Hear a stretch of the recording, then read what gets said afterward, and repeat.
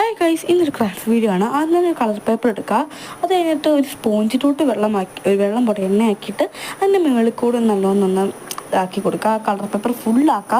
ഞാൻ കുറച്ച് കഷ്ടപ്പെട്ടു ആക്കാൻ കാരണം ഞാൻ തുണിയാണ് എടുത്തത്, ക്ലോത്താണ് എടുത്തത്. അതുകൊണ്ട് ആകാൻ കുറച്ച് പാടായിരുന്നു. അത് മൊത്തമാക്കി കഴിയുമ്പോൾ, ഇത് ഫുള്ളാക്കി കഴിയുമ്പോൾ ആ എണ്ണ കുറച്ച് അധികം ഉണ്ടാകും. അത് ജസ്റ്റ് ഒരു ക്ലോത്ത് കൊണ്ട്, ഒരു വരുമുള്ളൊരു ക്ലോത്ത് കൊണ്ട് ജസ്റ്റ് ഒന്ന് തുടയ്ക്കാം. മൊത്തം തുടയ്ക്കണമെന്ന് ആ ഒരു പ്രോസസ്സ് അത്ര നല്ലതല്ല.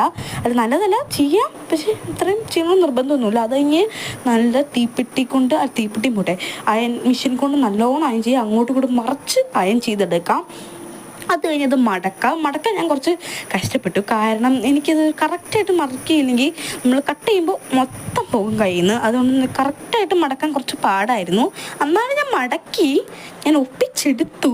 പിന്നെ വീഡിയോയിൽ കാണിക്കാൻ ഇത് 1 മിനിറ്റിൻ്റെ മുകളിലൊരു വീഡിയോ ആണ്. എനിക്ക് എന്തായാലും ബോറടിക്കുമെന്ന് എനിക്കറിയാം. പക്ഷെ എന്നാലും എൻ്റെ സന്തോഷം ഇതൊക്കെ തന്നെയല്ലേ. അത് കഴിഞ്ഞാൽ മടക്കി കഴിഞ്ഞിട്ട്, ആ മടക്കി കഴിയുമ്പോൾ നമുക്ക് അത് തുറന്ന് കഴിയുമ്പോൾ അതിലത്തെ ഓരോ വരകൾ കാണുമല്ലോ, ആ വരയിൽ കൂടെ ഒന്ന് കട്ട് ചെയ്യുക. നല്ലോണം കട്ട് ചെയ്ത് ഫെവി സ്റ്റിക്ക് കൊണ്ട് ഇതൊന്ന് ഒട്ടിക്കുക.